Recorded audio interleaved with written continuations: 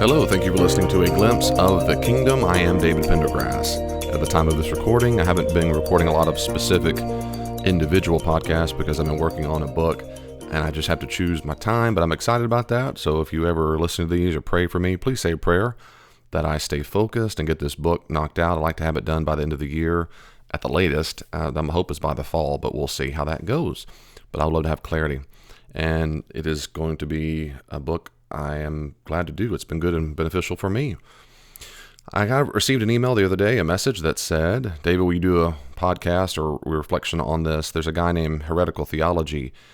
He posted some comments about the Gospel of Mark. And so what I thought I'd do is, if just briefly, I guess, versus giving, brief for me. I know if you listen to my podcast, like David doesn't know the word brief. So anyway, I thought this, here we go. So here's an Instagram. It's from this guy named at Heretical Theology. So this is what he says, and I'll just respond a little bit here and there. He says, the absurdity of the Gospel of Mark being an eyewitness account of Jesus' resurrection. That's the first slide. First off, he misspelled Jesus's. Jesus has a apostrophe and an S. But anyway, the absurdity, here we go, of an eyewitness account. The next slide says, the title, The Gospel According to Mark, was added by the church 100 years later in the 2nd century. Then it has in parentheses, this was done to organize the dozens of different gospels. Okay, I'll just pause there quickly and say, I'm not sure why this has anything to do with the eyewitness accounts. I think the person who said this, is thinking what the typical person does when they're not a specialist at all. I'm not being mean. This is a very typical layperson's comment. That is, we think that something can't be trusted to be historically accurate if it was composed anytime after the actual event itself. So like, for example, if we don't have an actual recording of the event, if something's recorded later on, we cannot trust it. And in scholarship and as historians, that's just simply not true. What historians do is look for whether or not the oral tradition is trustworthy, and there are certain things we can do to try to get at a high degree of probability. So it doesn't matter. It just doesn't matter if I'm thinking of Greek words, but a logion, or saying or narrative about Jesus in particular, or anything, whether it be about George Washington. It doesn't matter when it was written down. What matters is what is written down historically accurate. So the title of the gospel is just completely irrelevant to whether or not there were eyewitness testimony, that we can trust eyewitness testimony of the resurrection. The title is irrelevant. That's the first major point, is this is completely irrelevant. Just is. The second thing I'd say is when he says it was added by the church 100 years later in the 2nd century, then my question is going to be, what's your evidence for that? What evidence do you have that it was 100 years later? I know he's going to go to Bart Ehrman's book and some others who say that the reason why we think it's 100 years after is because the first time we know for sure that according to Mark, katamarkon in Greek, was added was by people like Irenaeus and so forth. Just because the first time we know for sure it appears as an Irenaeus does not mean it was not added for 100 years. That's bad logic. That doesn't make any sense. So the first extant time we have that it says according to Mark, yes, is about 100 years after, probably when the Gospel of Mark was written. It does not therefore follow it was the first time it was ever added, because we don't have evidence of that either. We don't have evidence that Irenaeus was the first one ever to call it that. Secondly, historically, it's extremely unlikely that the Gospels didn't have some type of appellation, some type of title or something to demarcate between the Gospels. It is extremely unlikely in the real world that they passed around the early copies of Gospels, whichever ones you pick, with no name whatsoever associated with them. Because people have to say, let's read from the Gospel of, which one is it? Is it 1, 2, 3, 4, 5, 6? Is it Bobby Sue? It's absurd to think within the first few decades of all of their releases that they didn't have some type of appellation, which means it was not 100. I find it very unlikely that it took 100 years. Anyway, so that's my second major point is what evidence do you have for that? The answer is you don't have any evidence that it was first added, and the evidence they're going to claim is that it comes from Irenaeus, and that is not evidence that was the first time it was ever added. That's just the first time we have it extant so far. We might find a document this year that discovered this before them. Then he has in parentheses, this was done to organize the dozens of different gospels. That's also demonstrably false. There were not dozens of different gospels. No, there weren't. Sorry. My question is going to be, what's your evidence for that? What evidence do you have there were dozens of different gospels? If you mean by the end of the second and third centuries, yeah, there are numerous documents people called gospels. If by the end of the first century or even the early second century, you need evidence there were dozens of different gospels, and I know of none, and this is one of my specialties. I don't know of any evidence there were dozens. There were many. There were more than 4 that were called gospels. Yeah, Gospel of Thomas and so forth, but more than 24 dozens. I just need evidence for that. I've never heard that before ever, and that'd be interesting to find that out. The other thing that I would still say to that is, what does this have to do with anything? Even if there were 100 different gospels, what does that have to do with whether or not the Gospel of Mark accurately portrays eyewitness testimony of the resurrection? So this whole first part is, it's just irrelevant. It's interesting, but it's also wrong, but it's just irrelevant to the argument, I guess. So then it starts the actual, the argument from Mark itself. And then the post says this: who sees Jesus' resurrection? And I think he meant Jesus' resurrection. And this is what his answer is: a random and unnamed guy, parentheses, sort of made out to be like an angel, claims Jesus rose from the dead. Not the women. This is the only eyewitness of Jesus in this gospel.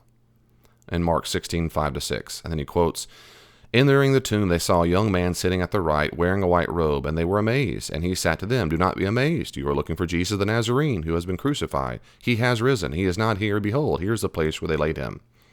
So there I would say a few things. I don't know why it has to be a random and unnamed guy. This is someone who looks like a young man. I'm not sure. Anyway, so it is a young man, that's right. And virtually all scholars agree that this is probably Mark's way of saying this is an angelic figure that's wearing a white robe, almost certainly.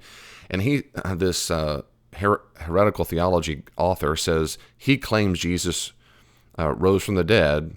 That is true. But he actually says, who sees Jesus' resurrection? This guy did. Well, the guy actually doesn't see the resurrection, not this young man. All we have is evidence that this young man, whoever this is, knows that Jesus was raised from the dead. So technically speaking, we have no people in Mark's gospel who saw the resurrection. No one saw the resurrection. Matter of fact, I'll take it a step farther and say, nor does anyone in Matthew's gospel or Luke's gospel or John's gospel. We have zero evidence that anyone was in the tomb while Jesus was resurrected. So who sees Jesus' resurrection? The answer is no one does. That's the answer. No one does. So even his post here that the only eyewitness of Jesus in the gospel is this random guy, he's just wrong. The text doesn't say that this young guy saw Jesus. He says he's not here. This is the place where he was laid. That's all that means. So in Mark's gospel, we have nobody who actually saw the physical resurrection. What we have on Mark's gospel are women who encounter this young man, who probably is an angel, who says he's not here. And he has a few more things in Mark's gospel. The next slide of this man, this heretical theology says, then what? And he answers his own question by saying, the 3 women run away and they tell no one what they saw. And that's in Mark 16:8. Mark 16:8 says, they went out and fled from the tomb, for trembling and astonishment had gripped them, and they said nothing to anyone, for they were afraid. That's exactly right. So that is, and this is debated very much in Markan scholarship, whether or not that is the original ending of Mark's gospel. There are scholars who argue this was the original ending, and there's a lot of reasons for that. And probably to keep the podcast shorter, I won't go over those reasons. There are reasons to think this was the original. My own view is I'm with the other scholars. I think this was not the original ending of the gospel, though it certainly could have been. So that's right. So what happens, of course, is in Mark's gospel, they do not tell anybody. Now, the question then is, even in Mark's gospel, do they mean they don't tell anybody at all whatsoever? Or does it mean they told no one near the tomb and they ran back and told people? But we have to ask the historical question, what is the most likely situation? That Mark's gospel was written to Christians, almost certainly a Christian community, a chiefly Greek-speaking congregation of Christians. Now, why are there Christians in the first place? Now, I'm going to come back to this point in a second, but what is the likelihood that they told no one at all? Then the question is, how did a church start? Let's assume there's no Matthew, Luke, John, Apostle Paul, nobody else in the whole world, just this gospel called Mark. And he wrote this text. To whom was he writing this text? If it's to a bunch of pagans or Greeks or Romans, that would be unheard of in the history of the world, I guess. Why would they write about a Jewish teacher who dies on the cross and is supposedly raised from the dead? And then why was it kept and why was it copied? And it just seems extremely historically unlikely. That instead, almost certainly, there were at least some community that thought this document was worthwhile keeping and copying. Well, why did this community form in the first place? Is it because they were persuaded by this, quote, random gospel? Personally, I don't find that persuasive at all. So what I don't find persuasive is this has anything to do with eyewitness testimony of Jesus, in the sense because I have already concurred that no one saw the resurrection of Jesus. The question is whether or not they saw a resurrected Jesus. And in Mark's gospel, no one sees a resurrected Jesus. Not in Mark's gospel, they don't. That's true, absolutely. We'll come back, I think, to that in a little bit. Then he says the next slide on his Instagram is the end, seriously. Then he says, the gospel ends there at verse 8.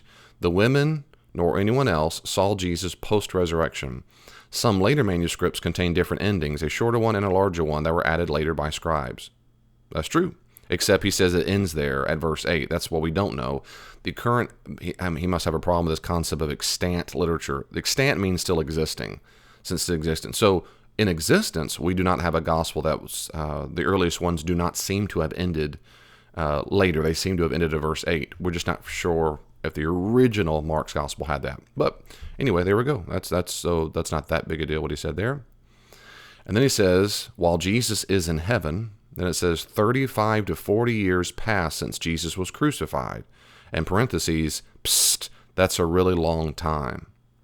So here, as usual, is the sarcasm that people give toward any of these things on Instagram and YouTube and whatnot. And that's fine.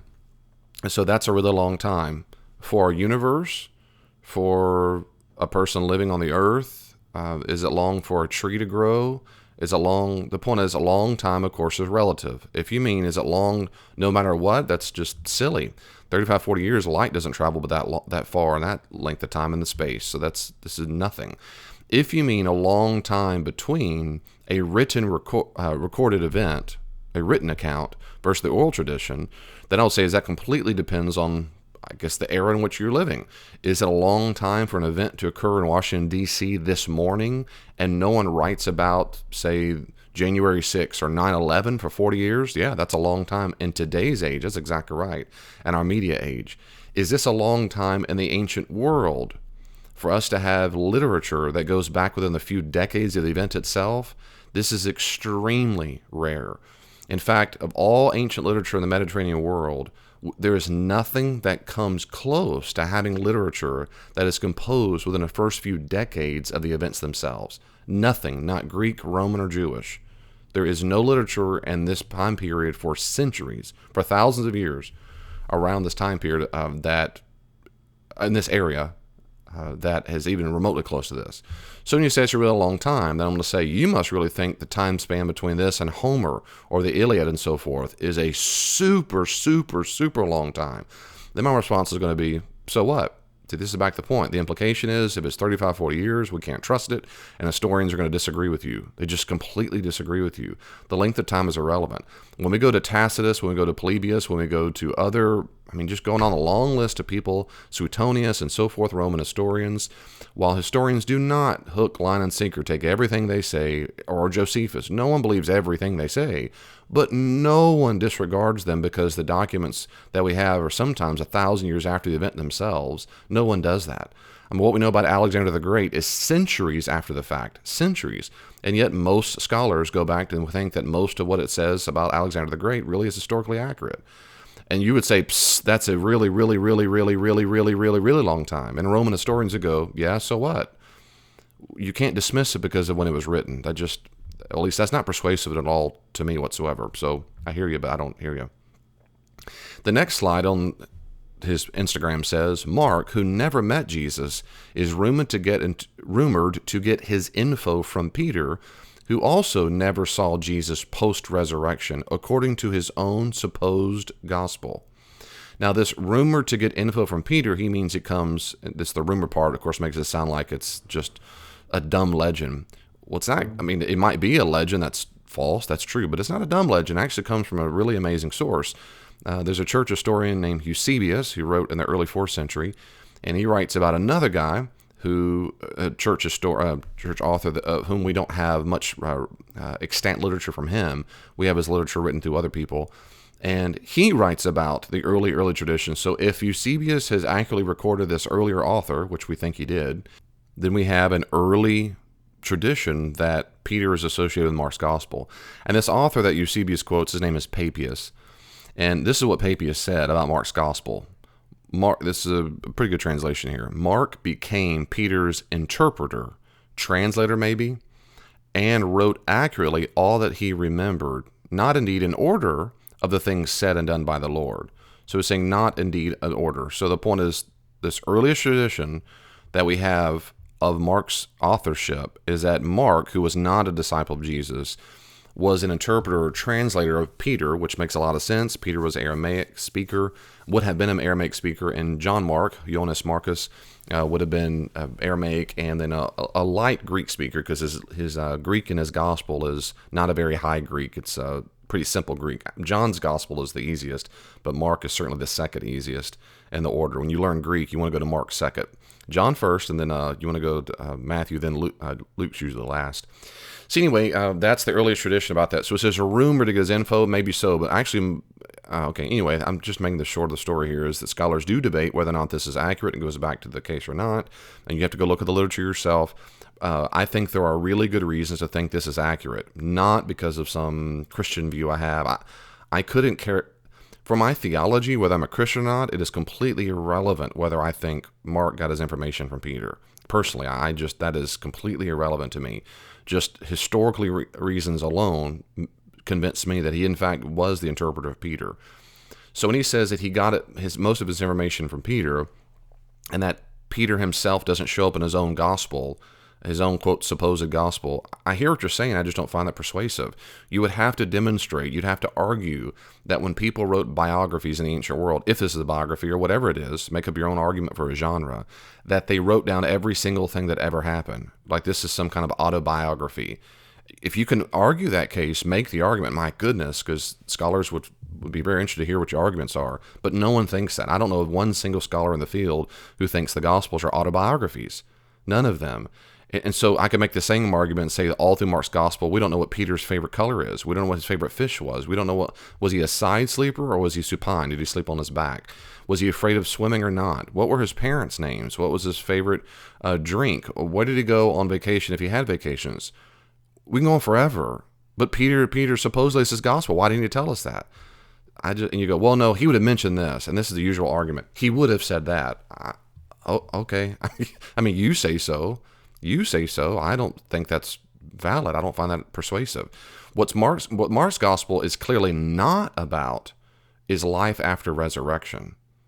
That's abundantly clear from the text. Mark's gospel is primarily about the life and the death of Jesus, and why that matters for him being Mark 10:45, being a ransom for many. This is not a post-resurrection gospel.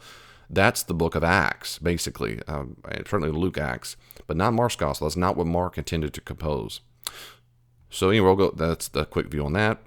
The next thing he says is Mark then, quite improbably, writes a highly artistic Greek mythical narrative about Jesus using all the classic hyperbolic language used for other grand characters and other similar texts from that time. The short answer is everything he said is wrong. No scholar thinks this is highly artistic Greek. I don't know I shouldn't say no. I've never heard in my whole life anybody that knows anything about Greek that thinks this is highly artistic. And then he says he writes a mythical narrative. Oh, I mean, okay, you can think that. You have to argue that this is the genre of myth. I don't know of a single scholar who thinks that. Basically every scholar in the field, classicists, biblical scholars, Christians, non-Christians, think Gospels are not myths.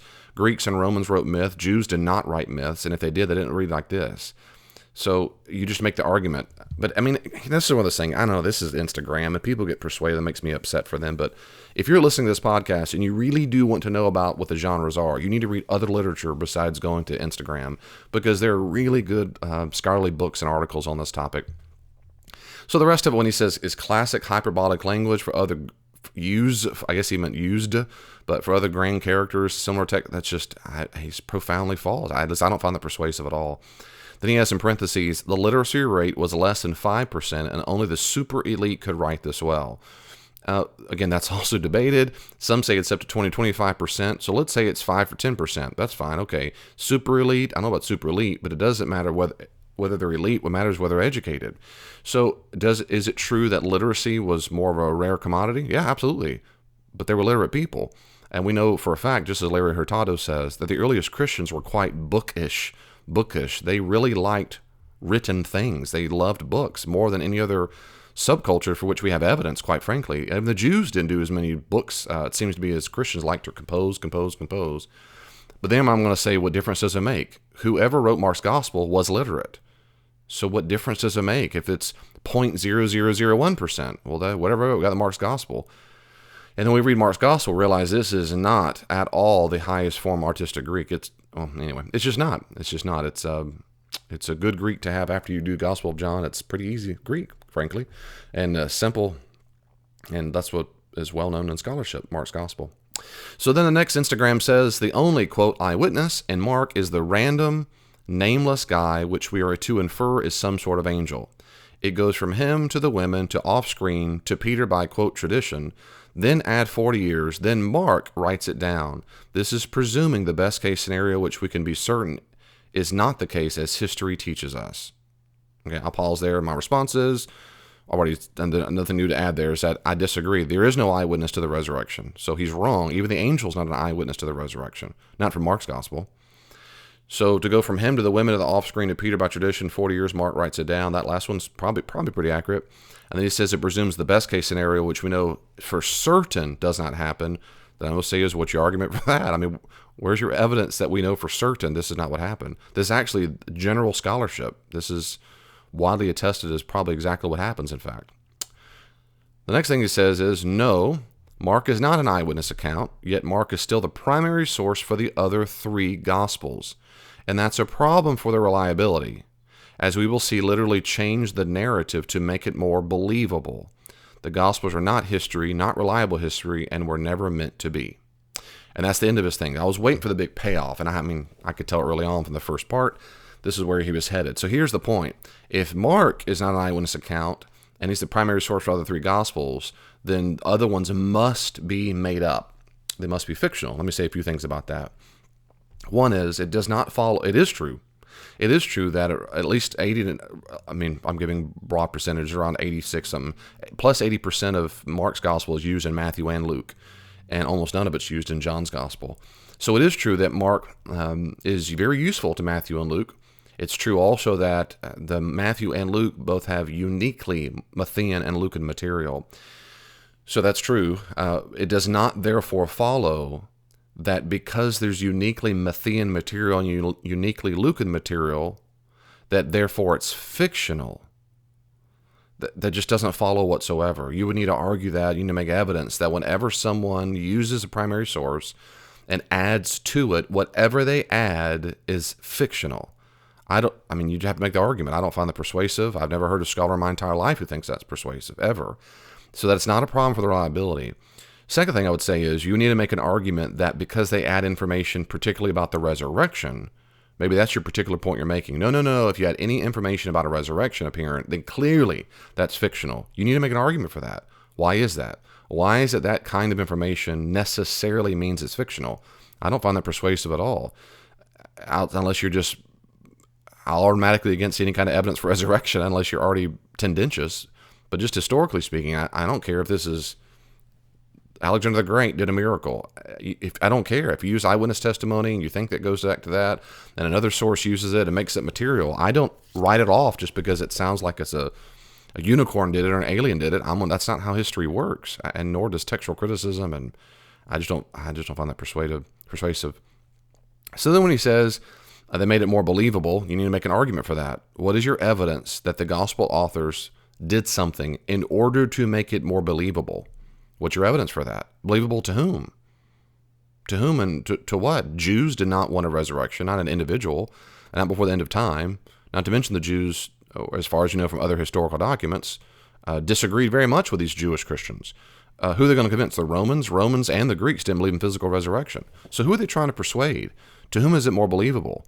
Christian communities? Okay, but where do the Christian communities get started? This is the fundamental problem with all this argument is, how did they get started in the first place? You also have nothing to do with John's gospel. John's gospel has almost nothing to do with Mark, Matthew, and Luke, and yet John's gospel has several post-resurrection appearances.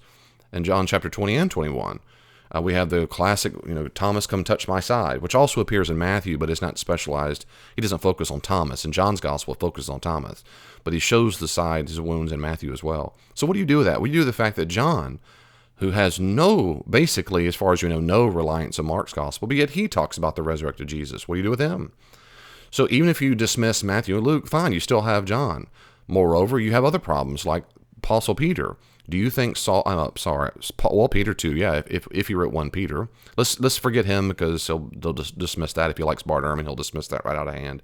Let's say we have the Apostle Saul Paul. Do you dismiss all of Pauline literature too? Was Paul a mythicist? Was Paul delusional? You'd have to make an argument for that, and there are people who make that argument.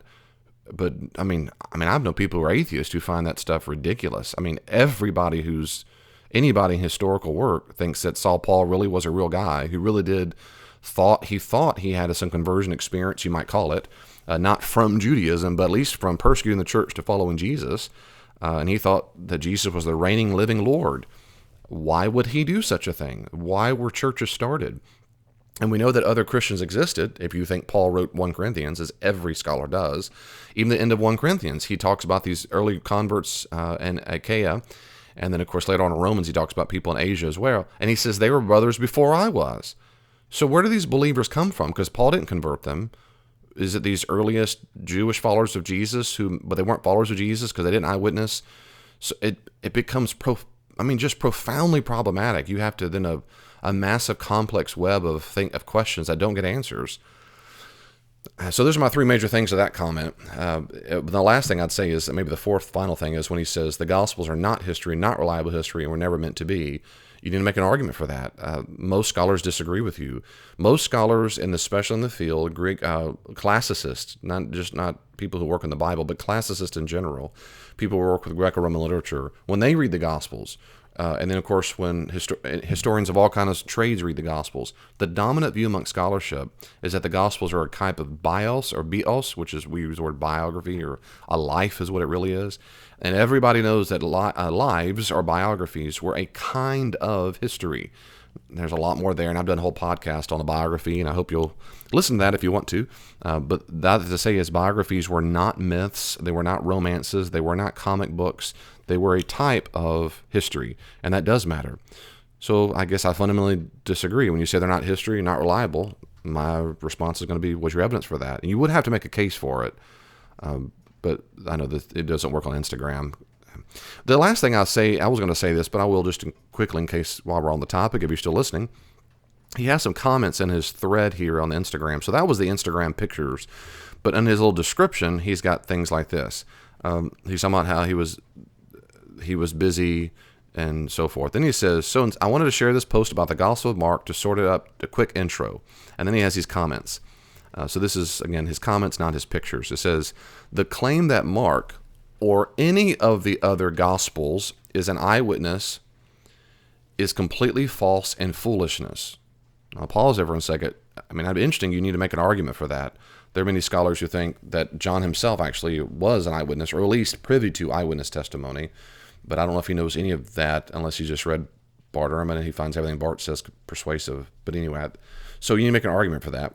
Then he says, most Christians with a basic understanding of biblical history, even with taking titles at face value, know that Mark and Luke were not disciples of Jesus and thus not eyewitnesses. My response to that is, okay. And then he says, yet, when we look at the text itself, we see a highly questionable lack of detail and an ending to the narrative that is essentially the opposite of what takes place in the other 3 Gospels. My response to that is, okay, that's relative. Everyone says there's no detail. It should say this. That's always subjective work. I don't find anybody ever says, well, you should see this. And I don't care what it is. If that's Mormonism, Islam, I don't find that persuasive ever to say, well, you should see this. He wants to see more detail. Okay. Or he or she, whatever. That's fine. But I disagree. History doesn't work that way. People in the historical world didn't ask my opinion of what should and should not be included as detail. And then when he says it's essentially the opposite of what takes place, again, I disagree. Matthew, Mark, Luke, and John, all four Gospels, assume there was a resurrection. He leaves the tomb. He was there, now he's not anymore. So that I disagree is the opposite. The opposite would be the women get to the tomb and there's a body. That would be the opposite. The opposite, they go into the tomb, they go inside, and he's there, and they anoint his body and leave. Or the opposite would be he never died in the first place. He wakes up and goes, boy, that stunk, man. That really hurt. That's the opposite of Matthew, Luke, and John. Anyway, then he says this. When your original source text has absolutely zero name eyewitnesses, and you then change that story to make it more believable, you can be sure I'm going to be highly skeptical of your claims and methods. My response is, I'm with you, bud. I'm with you. If that's what's true, if that's what happened, yeah, I'd be skeptical. I'm already skeptical anyway. Then he says, of course, this type things was common then. People with peddled the ideas, and people with power could afford to write such narratives and rewrite them. I guess my response is I don't know what that means, and I don't know what that means. If you think someone with power is forcing narratives and rewriting them, my question is, what's your evidence for that? What's your evidence that the earliest Christian communities had power anywhere in the ancient world? What do you mean by power? Do you mean they existed? Do you mean they had government authority? No power? No, they didn't. Do they have? I don't know what that means. I just don't know. I don't know what that means whatsoever. And if you think earliest Christians had power, that's intriguing. I mean, I don't know if a single historian would concur with that. I mean, at all, for centuries. I don't know. Then he says this. What's also sort of interesting was if Mark was a Jew or Greek. Since his name was Mark, we could presume a Greek, but as we learned, Hellenization was quite popular, and it's possible he was a Jew with a Hellenized upbringing. This helps bring him more closely associated to Jesus, but hurts his likelihood of being an author of such a text even more so. My response there is, that is interesting, and people disagree on whether or not John Mark was originally a Greek or a Jew who gave a Greek name. That's true. They disagree. But he says it hurts the likelihood of being an author of such a text even more so. My response is, why do you think that? I think he maybe likes Bart Ehrman, but Bart thinks that because it has Greek at all, there's no one in this time period in Judaism that could have written such a thing. Myself and many scholars, I don't find that persuasive at all. I mean, what's your evidence for that? The Gospel of Mark and other documents written in Greek, like Philo and like Josephus and others. I mean, I guess my point is, if the argument is it's not possible or very improbable that a Jew could learn Greek, I mean, are you anti-Semite? What is it about Jews that makes you think they can't learn other languages? I mean, I don't know what to do with that. Not to mention numerous inscriptions and documents written in Greek. I mean, the Septuagint, the Greek translation, that was very well known and popular. Paul uses that more than the Hebrew text, and it's in Greek. Paul, who's a Jew, who went to school to learn that. And Paul wrote documents, and he wrote some of at least the endings in documents, he wrote them in Greek. Now, he wasn't trained like the people he used, like Tertius and so forth, of course not, but he still wrote it in Greek, apparently because the Greek audiences at Corinth and Romans, they didn't know Aramaic. So when he says, I, Paul, write this in my hand, like to the church of Galatia, he almost certainly wrote it in Greek. I mean, I guess I'm not an anti-Semite. I'm not sure why Jews can't learn other languages, not to mention we have numerous evidences of Jews in the time period who do, in fact, write Greek. It just seems, I don't know what to say about that. I'm not being mean about it, but why can't John Mark have known Greek, especially when we have this Greek is pretty simple? That makes a lot more sense to me. Historically, it makes a lot more sense to me. If this were the highest philosophical Greek there ever was, and we say this guy's from Jerusalem, that's more like, I guess. But anyway, the last thing he says is this. The whole thing is a mess when analyzed critically, but when you let it be what it was meant to be, just a story, one of hope to the marginalized, it becomes quite beautiful for its time. Imagine white evangelicalism reappropriating that for their own ideologies. There we go. So there's the payoff. This whole thing is about if whites could change their views of things. If whites could change their views. So when he says it's a mess, I mean, okay. And then it's interesting. I didn't notice this till this very second. And now it's so funny. Hashtag the Gospel of Mark, hashtag Bible study, hashtag ex-Christian, hashtag Bart Ehrman, hashtag atheist. So there you go. That answers all. So this person went and read a book by Bart Ehrman. And then there you go.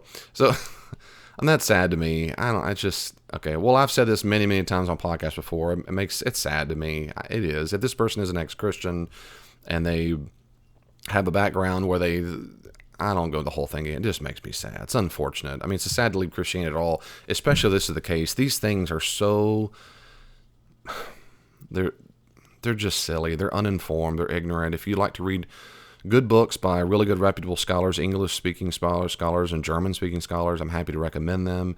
You can read the arguments if you would like. But it just demonstrates to me that you're not interested in reading arguments from scholars if you read one book by one guy named Bart and watch some YouTube videos of ex-Christians, and then you've got it all figured out. I mean, it's just silly. It's just silly to me. I might have strong opinions about how the heart works, and I read one book by a cardiologist and saw some YouTube videos. I would never in a million years go out of my way to post things on Instagram and YouTube and have websites and at previouscardiologist.com, and I'm a specialist, and I walk around and act like, I mean, no one does that. No one does that. But they do it with this because maybe because it's spiritual warfare. I don't know. So if you want to know more about that, I encourage you to read more about it. I'm not making fun of this person. I'm genuinely sad that this is what happens and people leave Jesus over this kind of stuff. But I mean, if I were just as ignorant and I didn't know anything about facts, it makes sense. You would think it's all silly and dumb and you hadn't done any research. So if you have these questions, please keep searching. There are really good work out there. If you dialogue with people like this at work or at home and so forth, I encourage you to, of course, listen, be a very good listener. If you don't know what to say in response, if you hear things, usually atheists or ex-Christians, they're very passionate and they come across as very confident and we all know it's not history and so forth. If you find yourself intimidated by that, just be a good listener and say, I don't know, that's a good question. Would you mind, can I write these questions down? Or even can you write them down and send them to me?